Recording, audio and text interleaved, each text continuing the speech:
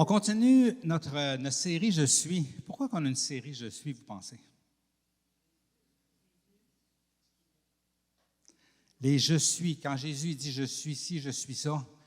Pourquoi une série comme ça? Hein? En fait, la raison, c'est que c'est. Il y a des C'est que c'est impossible de connaître Dieu si ce n'est pas Dieu qui se révèle à nous autres. C'est impossible.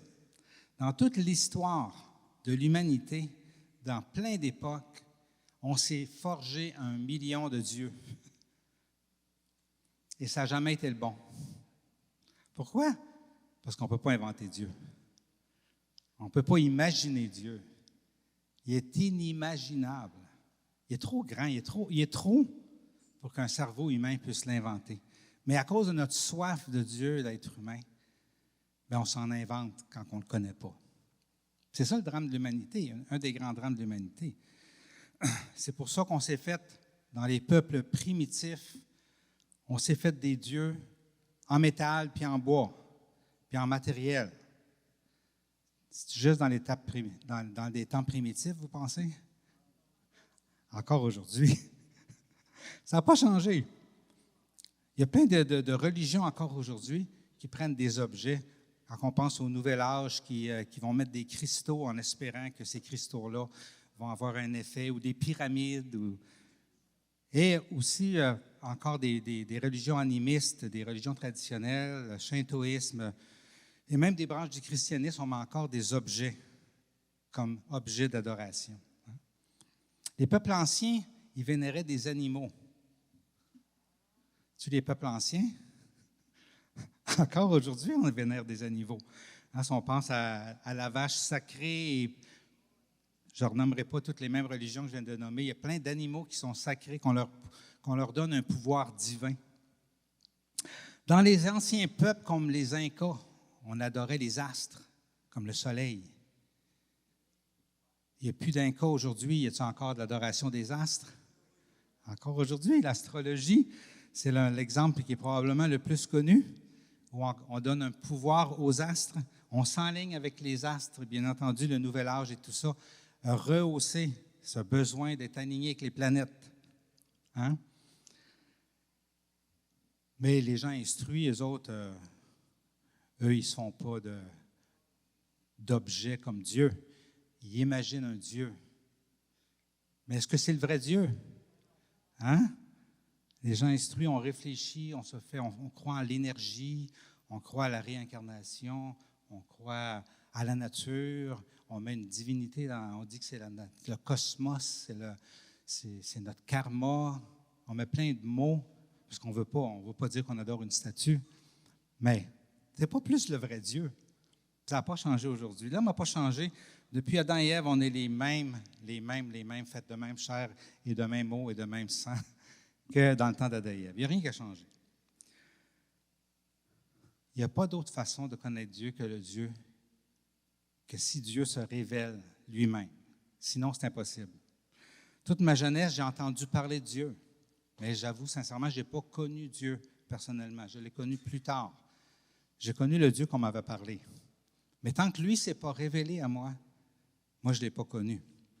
Et savez-vous quand est-ce qu'il s'est révélé à moi? Quand je l'ai cherché de tout mon cœur.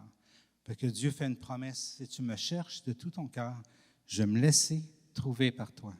Dieu est fidèle dans ce qu'il dit, et il l'a fait. Et j'ai pu connaître Dieu parce qu'il s'est révélé à moi. Mais c'est impossible de le connaître de d'autres façons que de cette façon-là. Ce qui est extraordinaire avec Jésus, c'est qu'il nous dit qui il est. Ce qui est extraordinaire avec Jésus, c'est qu'il est venu sur terre, en chair et en os, pour nous révéler qui était le Père et pour nous révéler la nature divine. Parce qu'il savait que c'était impossible à l'homme de savoir qui est Dieu ou de connaître Dieu ou de croire au vrai Dieu s'il ne se révèle pas à nous. Et Jean, dans l'évangile de Jean, nous a révélé 7 fois où Jésus dit « Je suis ». Et bien entendu, partout dans la Bible, Dieu révèle qui il est. Okay? On a choisi d'étudier c'est cette fois-là où Jésus a dit qui il était, pour essayer d'explorer et de connaître mieux Dieu, le Père, le Fils et le Saint-Esprit. Mais avant d'écrire les « je suis » de Jésus, Jean a dit de qui il parlait. Hein? Il dit, au commencement, la parole existait déjà. La parole était avec Dieu. Et la parole était Dieu. Elle était au commencement avec Dieu, tout a été fait par elle, et rien de ce qui a été fait n'a été fait sans elle. En elle, il y avait la vie, et cette vie était la lumière des êtres humains. Retenons, en elle, il y avait la vie, et cette vie était la lumière des êtres humains. Donc, tout l'évangile de Jean montre en partant de qui il parle. Il parle de Dieu, il parle du Créateur de tout. Il parle de la vie, qui est la lumière qui éclaire les êtres humains. Sans cette lumière, on ne peut pas savoir qui est Dieu. On ne peut pas l'inventer, encore une fois. Donc, celui qui a tout créé, qui est Dieu, celui qui a donné à l'être humain d'être vivant spirituellement, et pas biologiquement, mais spirituellement, aussi biologiquement, celui qui est la lumière des êtres humains, a révélé par cette lumière à plein de gens de l'Ancien Testament, et bien entendu du Nouveau, qui il était. Okay? Ça dit dans Jean 1,7, « Cette lumière était la vraie lumière qui, en venant dans le monde, éclaire tout être humain. » Essentiel, on a besoin de Jésus pour connaître Jésus. Et on a besoin de Jésus pour connaître le Père. Et on a besoin de Jésus pour connaître le Saint-Esprit. Amen.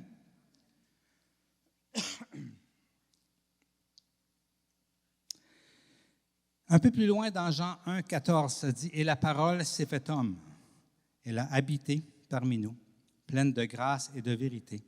Et nous avons contemplé sa gloire, une gloire comme celle du Fils unique venu du Père. » Est-ce qu'il s'agit bien de Jésus?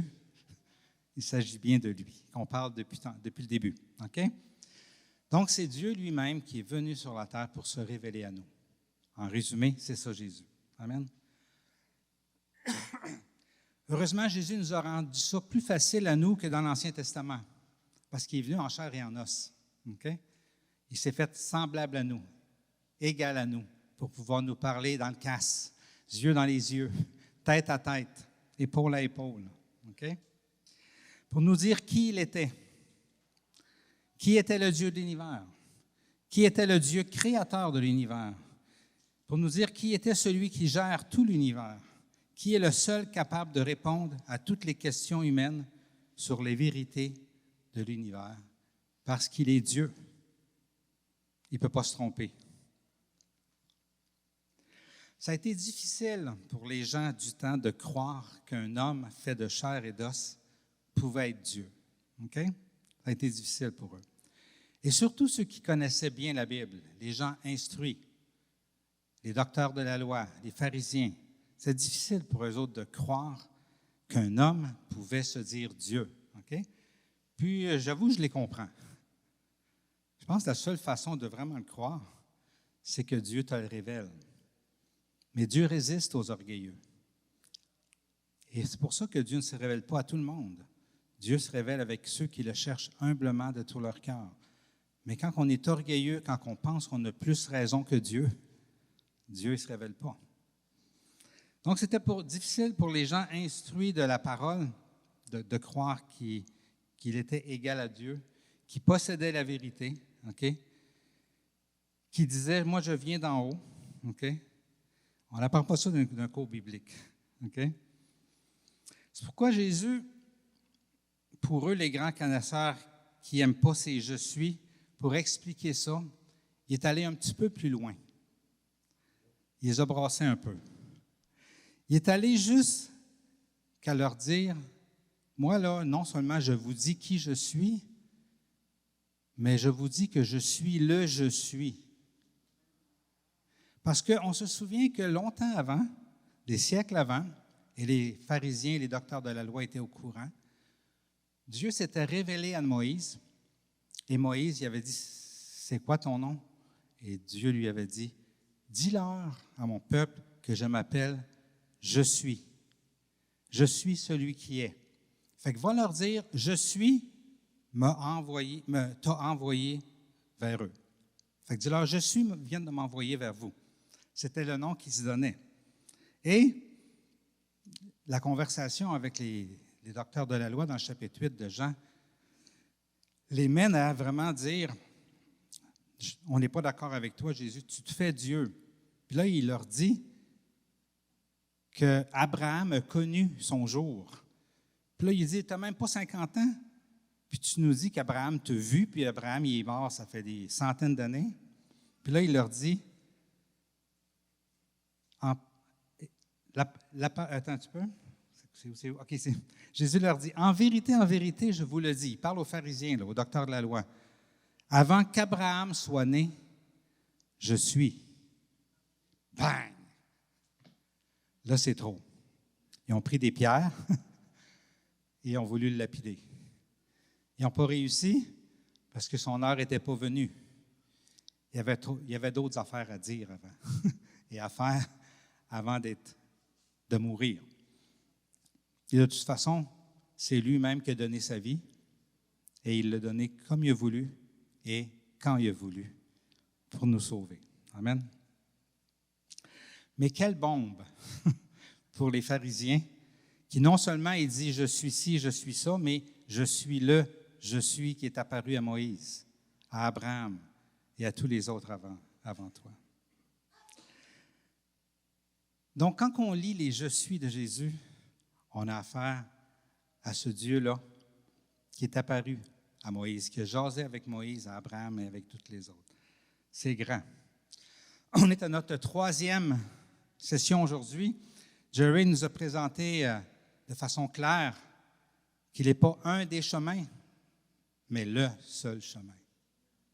Qu'il n'est pas une des vérités, qui n'est pas ma vérité ou ta vérité, qui est la vérité. Et qu'il n'est pas une inspiration de ce que la vie pourrait être, mais il est la vie. Et en dehors de lui, il n'y a pas de vie. OK? Michael nous a parlé de la porte. Et il a bien exploré qu'il y avait une seule porte vers le royaume. On ne peut pas passer par une autre porte que Jésus pour rentrer dans le royaume. Il nous a même disséqué des animaux, il nous a disséqué le corps de Jésus en deux, puis il nous a dit de passer dedans. Alors, souvenez-vous, ceux qui étaient là? Il y en a qui ont peut-être trouvé ça dégueulasse. Bien entendu, c'est symbolique, comme plein de choses. Mais il faut passer par Jésus, parce qu'il est la porte. Il est la porte, il rouvre la porte. Il est le berger de l'autre bord de la porte, qui invite les brebis. Il passe par la porte, il est tout. Il est le temple au complet. Amen. Donc, ma mission aujourd'hui, c'est de vous décortiquer le 3e je suis, qui est « Je suis le pain de vie ».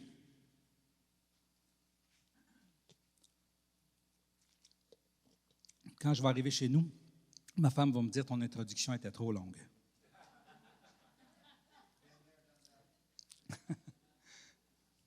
Je suis le pain de vie. Donc, notre but ici, c'est de décortiquer pourquoi Jésus dit ça. Qu'est-ce que ça nous apprend sur Dieu? Qu'est-ce que ça nous apprend sur nous-mêmes? Puis, qu'est-ce qu'on peut faire avec cette parole-là pour que ça change notre vie?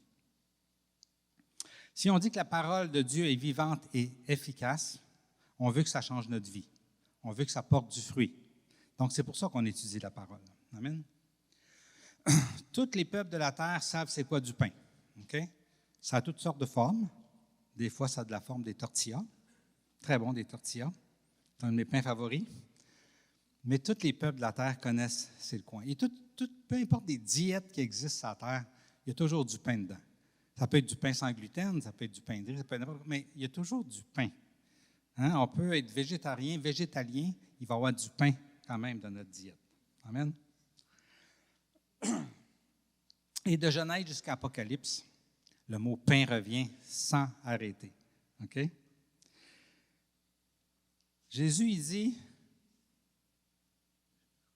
quelques-uns de ces pains-là mentionnés, c'est moi, parce qu'il parle d'un langage qu'il fallait qu'ils comprennent. Il y a un indice de quel pain qu'il parle, et il dit « Je suis le pain de vie ». Et retenez ça, le pain de vie. Le mot « vie » est important. Vous allez voir que nos enseignements se recoupent parce que Dieu est un, OK? Donc, Jerry a parlé de la vie, il va en reparler, puis moi, je vais en souffler un petit mot aujourd'hui, parce que le pain de vie, on ne peut pas parler de ça sans parler de la vie. Donc, il existe du pain qui donne la vie, puis il existe du pain qui ne donne pas la vie. Si Dieu dit « Je suis le pain de vie ». OK? C'est intéressant de voir que pour explorer la parole de Dieu et la comprendre, il faut explorer toute la Bible. Quand il y a un mot, OK, ce qui est compliqué des fois, c'est que dans l'Ancien Testament, c'est écrit en hébreu, puis le Nouveau Testament, c'est écrit en grec. Fait comment être sûr que c'est le même mot dans l'Ancien et dans le Nouveau? Ça, c'est notre interprétation. Mais il y a des fois qu'on est sûr. C'est quand que des personnages du Nouveau Testament reprennent la même phrase que l'Ancien Testament. OK? Donc ici, le mot pain, Jésus a repris un passage de l'Ancien Testament qui a le mot pain dedans. Dans le grec, c'est le mot artos. OK? Quand Jésus dit « L'homme ne vivra pas de pain seulement, mais de toute parole qui sort de la bouche de Dieu », dans Matthieu 4,4. Mais c'est intéressant que ce que fait Jésus ici, quand il est en train de discuter avec Satan qui veut le faire transformer une pierre en pain pour prouver qu'il est le Fils de l'homme, Jésus n'a pas besoin de prouver ça, il le savait. OK? Jésus reprend la même phrase que dans l'Ancien Testament. Dans l'Ancien Testament, c'est dans Deutéronome, où Moïse dit « L'homme ne vit pas de pain seulement ». On va revoir ce passage-là tantôt, mais il est en train d'expliquer au peuple hébreu que l'homme ne vit pas seulement de pain seulement, mais de toute parole qui sort de la bouche de Dieu. Jésus reprend ça. Et dans le grec, dans l'hébreu, c'est-à-dire c'est l'éhem. Donc, on peut faire une recherche dans l'Ancien Testament pour l'éhem et dans le Nouveau Testament pour artos, on va savoir qu'on parle du même mot. Intéressant? Pourquoi je vous amène ça ce matin? C'est juste parce que notre année et le thème de l'année, c'est la parole vivante et efficace. Fait que c'est un truc en passant.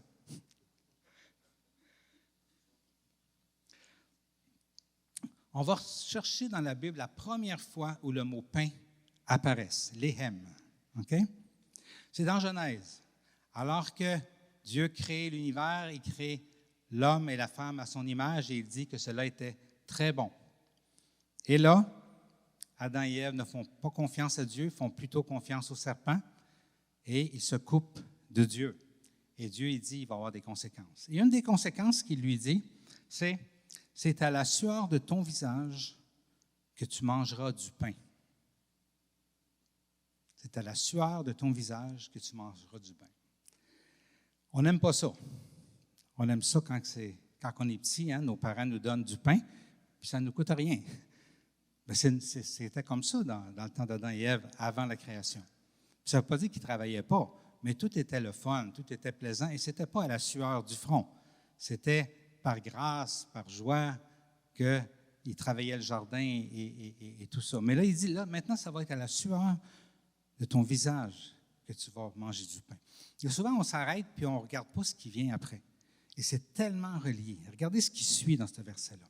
Il dit, c'est à la sueur de ton visage que tu mangeras du pain, et ce, jusqu'à ce que tu retournes à la terre, puisque c'est d'elle que tu as été tiré. Oui, tu es poussière, et tu retourneras à la poussière. Aïe, aïe. Là, il dit, non seulement c'est à la sueur de ton front que tu vas gagner du pain, mais après ça, tu vas mourir.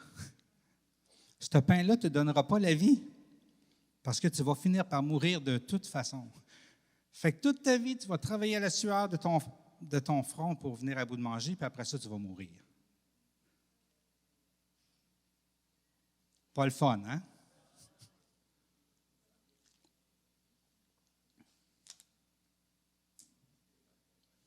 Amen.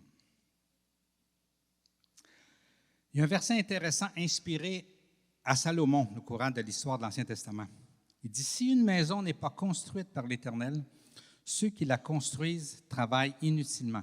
Si une ville n'est pas gardée par l'Éternel, celui qui la garde veille inutilement. Puis ça continue en disant, c'est inutilement que vous vous levez tôt, que vous vous couchez tard et que vous mangez un pain gagné avec peine.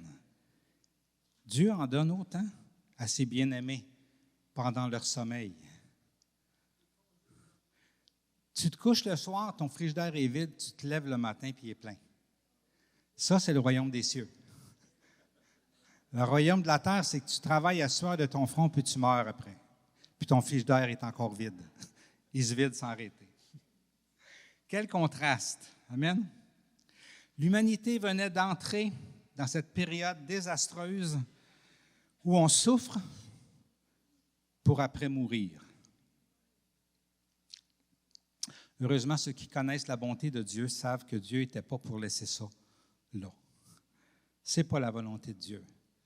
C'était la réalité de la conséquence de se couper de Dieu, mais ce n'était pas la volonté de Dieu. Amen.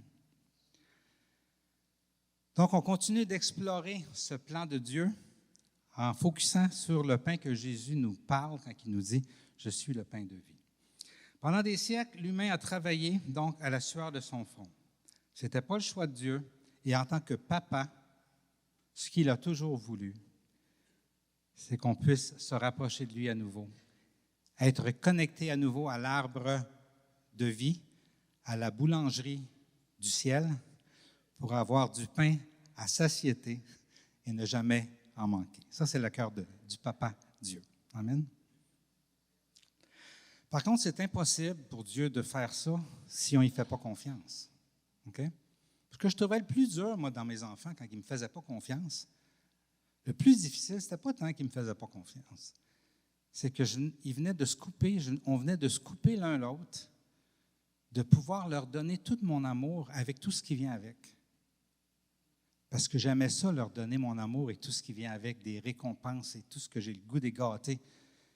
Mais quand ils ne me faisaient pas confiance, quand ils faisaient des mauvais choix, je ne pouvais pas faire ça, puis ça me brisait le cœur. Et on peut s'imaginer que Dieu, c'est pareil. Ça y brise le cœur de ne pas pouvoir tout nous donner ce qu'il a voulu nous donner quand il a créé le monde. Mais c'est nous autres qui nous sommes coupés de lui. Quand Dieu a délivré son peuple d'Égypte, okay, et qu'il leur a donné son nom, « Je suis okay, », il leur a montré de plein de façons qui faisait d'eux un peuple différent de tous les peuples de la terre. Et la grosse différence de tous les peuples de la terre, c'était qu'il était en train de faire un peuple qui lui ferait confiance, en parole et en action. Une façon simple de voir le péché, c'est simplement de ne pas faire confiance à Dieu. Une façon aussi simple que ça. Hein? Tout ce qu'on fait, qui a l'air bon ou pas bon dans le monde, si on le fait sans faire confiance à Dieu, c'est un péché. Okay? Et c'est pour ça qu'on part dans le champ facilement. Donc, après avoir sauvé son peuple de l'ange de la mort en Égypte, lorsque à Pâques, l'ange de la mort est passé et qu'il n'a pas tué les premiers-nés de ceux qui avaient le sang de l'agneau sur leur porte, Dieu a dit, vous vous rappellerez le souvenir de ce jour en célébrant une fête en l'honneur de l'Éternel. Cette célébration sera une prescription perpétuelle pour vous au fil des générations. À qui? À ceux qui m'ont fait confiance, assez pour mettre le sang de l'agneau sur leur porte. Vous allez célébrer ça. Vous allez célébrer que vous m'avez fait confiance. Mais comme partie de votre rituel, je vous demande une chose. Pendant 7 jours, vous mangerez des pains sans levain. Dès le premier jour, il n'y aura plus de levain dans vos maisons. En effet, toute personne qui mangera du pain levé du 1er au 7e jour sera exclue d'Israël. Et on peut se demander pourquoi Dieu ne voulait pas qu'ils mettent du bon levain et de la bonne levure dans le pain. Nous autres, les Québécois, qui ont l'habitude de manger du pain levé et qu'on n'est pas friand du pain non levé, pourquoi qu'il leur demandait ça? Bien entendu, c'était une figure qui était pour expliquer tout au long de la Bible. Okay? Il y a plusieurs passages qui nous montrent que finalement, le levain représente le péché. Donc, de ne pas faire confiance à Dieu. Amen. Dans 1 Corinthiens 5, 6 et 8, on en parle un peu du levain. Il dit, « Ne savez-vous pas qu'un peu de levain fait lever toute la pâte? Purifiez-vous du vieux levain afin d'être une pâte nouvelle. » Là, il parle à des chrétiens. Hein? « Puisque vous êtes sans levain. » Si vous êtes chrétien, le sang de Christ est sur vous et vous êtes sans levain. En effet, Christ, notre agneau pascal, a été sacrifié pour nous. Célébrons donc la fête, non avec du vieux levain, le vin du mal et de la méchanceté, mais avec les pains sans levain, de la pureté, de la vérité. Le drame de l'humanité, c'est qu'il y a eu un petit microbe. Vous savez que du levain, c'est des microbes. C'est un mélange de bactéries et de champignons, de levures, qui font monter la pâte, qui forment du gaz carbonique en se reproduisant. Un petit peu dans la pâte et tout le pain se remplit. Okay? Je pense qu'avec la COVID, on a été convaincus qu'un petit microbe dans le monde, tu essaies de l'enlever par tes propres moyens, on ne réussit pas. Il va toujours être là, la petite COVID. Dieu se réfère à ce genre de levain-là, OK? Qui vient faire du mal à l'humanité. Un petit peu de pâte, tu ne peux pas t'en débarrasser. Tu es poigné avec. Amen. Dieu se prépare un royaume où il n'y aura pas une graine de levain dedans. Extraordinaire quand on y pense. C'est même dur à imaginer. Quand on va être au ciel, ça va être zéro péché, zéro non-confiance en Dieu, et ça va être vraiment le paradis avec tout ce que l'être humain souhaite vivre pour le rassasier. Amen. Donc, Dieu a fait ça par étapes. OK? Une des étapes, j'en ai parlé un petit peu, il y a eu le temple qui lui a demandé de construire à Moïse, où il y avait plein d'étapes là-dedans. Et c'était des étapes pour se rendre à la présence de Dieu. Et tu ne te présentes pas en la présence de Dieu avec du levain. Tu meurs si tu le fais. Donc, il y avait un paquet de rituels pour se purifier et se rendre jusque-là. Et une des tables dans le lieu saint, c'était la table des pains. Et c'était des pains, bien entendu, des pains sans levain. Et il y en avait 12 qui représentaient les 12 tribus d'Israël. Et comme je vous disais tantôt, Dieu se préparait un peuple sans levain, qui lui faisait confiance de façon absolue. C'est ce qu'il était en train de préparer. Et il représentait les 12 tribus d'Israël qui s'offraient en sacrifice à leur Dieu, ici, OK, sans levain, pour pouvoir faire l'étape suivante que Michael nous a parlé quand il nous a parlé du rideau, des 2 chérubins qui gardaient le rideau depuis Éden et que finalement Jésus, à sa mort, il a déchiré les rideaux et on a pu entrer en sa présence. Donc, cette table des pains sans levain, qui représentait le peuple d'Israël sans levain, était là, représentée dans le temple. Dans Exode, ça dit, « On ne verra chez toi de pain levé ni de levain sur tout ton territoire. » Je vous ai mis une photo de microbes. Pensez-vous que le peuple d'Israël était capable d'éliminer tout le levain sur son territoire? C'est impossible, pas plus que la COVID. Ça ne s'élimine pas des microbes. Mais Dieu avançait tranquillement. Il enseignait à travers cet enseignement-là. Il enseignait que au ciel, il faut que ça soit 0 levain. Donc, il y avait toujours un petit peu de levain quand même. C'est impossible d'arriver à 0 levain. OK? Les plus sincères d'entre nous, OK, les plus intègres, savent très bien qu'il y a du levain en dedans d'eux autres, qui est tout le temps en train de fermenter. On est tout le temps en train de lutter contre ça. Hein? Et qu'on l'haït. On n'aime pas ça de voir ça en nous autres. On voudrait s'en débarrasser. Donc, en prenant cette image d'un pain sans levain, Dieu nous préparait à du pain encore plus pur, qui n'est plus un symbole, mais qui est du vrai stuff. Pas fait de main d'homme, mais avec 0 levain. Un pain pur suffisant pour vivre en santé, sans cholestérol, sans glucides, sans insecticides, sans cancérogènes, non génétiquement modifié, non irritant pour l'estomac, le pain parfait. Et Dieu, ça l'a pourvu à son peuple. C'est la manne qui venait du ciel. Dieu, sachant que c'était impossible pour le peuple d'Israël de lui apporter du pain complètement sans levain, a envoyé du ciel un pain qui ne venait pas des hommes, un pain qui venait du ciel. Et parce que ce pain-là venait du ciel, ce pain-là était pur et était complètement sans levain. Amen. Et c'est dans ce contexte-là que Moïse, à la fin de ses jours, rappelle aux Israélites que pendant 40 ans, ils ont mangé ce pain-là. Et c'est là qu'il dit, « Il t'a humilié, il t'a fait connaître la faim, il t'a nourri de la manne que tu ne connaissais pas et que tes ancêtres non plus n'avaient pas connue, afin de t'apprendre que l'homme ne vit pas de pain seulement, mais de tout ce qui sort de la bouche de Dieu. » Et c'est exactement ce que Jésus reprend quand il est devant Satan. Ce n'est pas le pain fait par la main des hommes que l'homme a besoin, c'est le pain qui vient du ciel. Dieu a voulu pour son peuple un pain qui vient directement d'en haut.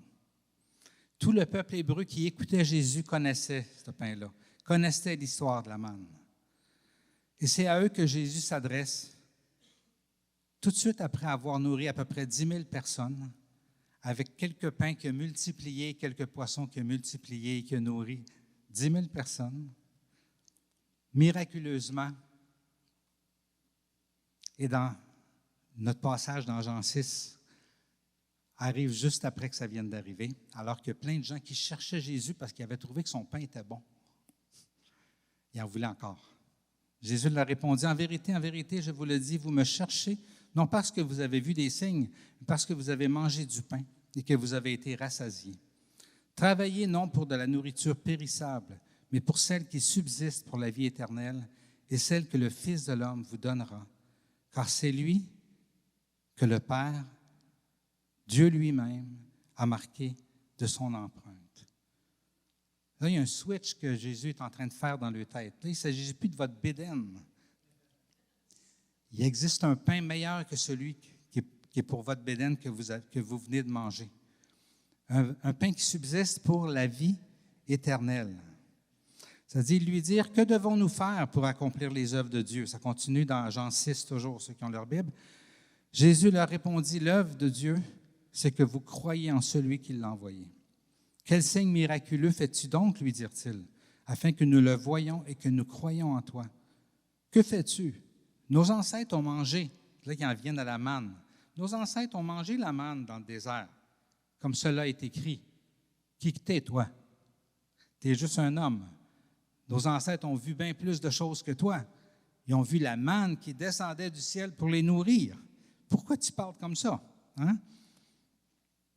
Il dit, nos ancêtres ont mangé la manne dans le désert, comme cela est écrit. Il leur a donné le pain du ciel à manger. Et regardez ce qui suit. Jésus leur dit, en vérité, je vous le dis, ce n'est pas Moïse qui vous a donné le pain du ciel, mais c'est mon Père qui vous donne le vrai pain du ciel. En effet, le pain de Dieu, c'est celui qui descend du ciel et qui donne la vie au monde. Ils lui dirent, Seigneur, donne-nous toujours de ce pain-là. Voyez-vous que la malédiction qu'Adam a reçue, tu vas travailler à la sueur de ton front, puis après ça, tu vas mourir. Jésus il dit, il existe par contre un pain qui va venir directement du ciel. Tu n'auras pas besoin de travailler à la sueur de ton front. Et ça donne la vie au monde. Tu ne mourras pas, tu vas vivre. Regardez ce qu'il dit. Jésus leur dit, c'est moi qui suis le pain de vie. Celui qui vient à moi n'aura jamais faim, et celui qui croit en moi n'aura jamais soif. Tous ceux que le Père me donne viendront à moi, je ne mettrai pas dehors celui qui vient à moi. C'est encourageant, hein? En effet, je suis descendu du ciel pour faire non pas ma volonté, mais celle de celui qui m'a envoyé. Or, la volonté du Père qui m'a envoyé, c'est que je ne perde aucun de tous ceux qu'il m'a donnés, mais que je le ressuscite le dernier jour. En effet, la volonté de mon Père, c'est que toute personne qui voit le Fils et croit en lui ait la vie éternelle. Et moi, je le ressusciterai le dernier jour. Le pain que Jésus nous donne, c'est le vrai pain qui donne la vie. Moi, je ne me tente pas de relire ça. Ça fait trop de bien à mon âme. Et je n'ai jamais vu Jésus avec mes yeux, mais il a dit à Thomas, « Heureux celui qui croit sans avoir vu. » Ça veut dire que je fais partie de la gang. Jésus nous donne le vrai pain qui donne la vie. Ce n'est pas le pain sans levain par les hommes, parce que c'est impossible pour l'homme d'enlever le levain qui donne la mort. Et c'est intéressant de voir ici que c'est même plus que la manne. Jésus est plus que la manne qui venait du ciel. Regardez ce qu'il dit. « Je suis le pain de la vie. Vos ancêtres ont mangé de la manne dans le désert et ils sont morts. » Même si ce pain-là venait du ciel, ce n'était pas moi, puis ils sont morts.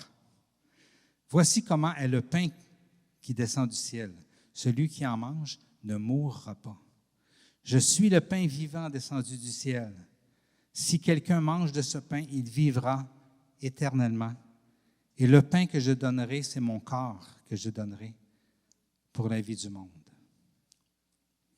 Ça dit, là-dessus, les Juifs se mirent à discuter vivement entre eux, disant, « Comment peut-il nous donner son corps à manger? » Jésus leur dit, « En vérité, je vous le dis, si vous ne mangez le corps du Fils de l'homme, » il met de l'huile sur le feu un peu, là. « Si vous ne mangez le corps du Fils de l'homme, si vous ne buvez pas son sang, vous n'avez pas la vie en vous-même. » Pourquoi il répète ça? Il ne comprenait rien, puis il en remet. Vous savez que Jésus dit souvent que celui qui a des oreilles entende. Il parlait à ceux qui n'entendaient pas. Hein? En effet, mon corps est vraiment une nourriture et mon sang est vraiment une boisson. Celui qui mange mon corps et qui boit mon sang demeure en moi et moi je demeure en lui. Tout comme le Père qui est vivant m'a envoyé et que je vis grâce au Père, ainsi celui qui me mange vivra grâce à moi. Voilà comment est le pain descendu du ciel. Il n'est pas comme la manne que vos ancêtres ont mangée. Eux sont morts, mais celui qui mange de ce pain vivra éternellement. Tout le monde capotait, les disciples inclus. Ils disent, c'est une parole trop dure, c'est trop difficile à prendre. Mais Dieu donne une petite explication pour ceux qui ont des oreilles pour entendre. Il dit, cela vous scandalise? Si vous voyez le Fils de l'homme monter là où il était auparavant, c'est l'Esprit qui fait vivre. L'homme n'arrive à rien. Les paroles que je vous dis sont esprit et vie. De la même façon que Michael décrivait la porte qui était comme passée à travers du corps de Jésus, ici Jésus décrit manger son corps et boire son sang en parlant de l'Esprit Saint. Si l'Esprit ne vient pas vivre en nous, et il ne peut pas venir vivre en nous sans croire en Jésus-Christ, sans accepter qu'il a dit, « Voici mon corps, voici mon sang versé pour vous. » On ne peut pas s'approcher de Dieu sans croire, non seulement à l'homme historique Jésus, mais celui qui est mort sur la croix, qui est ressuscité et qui a dit, « Prenez ceci, ceci est mon corps. Prenez ce vin, ceci est mon sang versé pour vous. » C'est la seule façon d'avoir la vie. Pas en mangeant le pain, mais en croyant et en recevant l'Esprit, parce que c'est l'Esprit qui donne la vie. Amen. Je vais inviter les musiciens à venir. On va terminer avec un chant.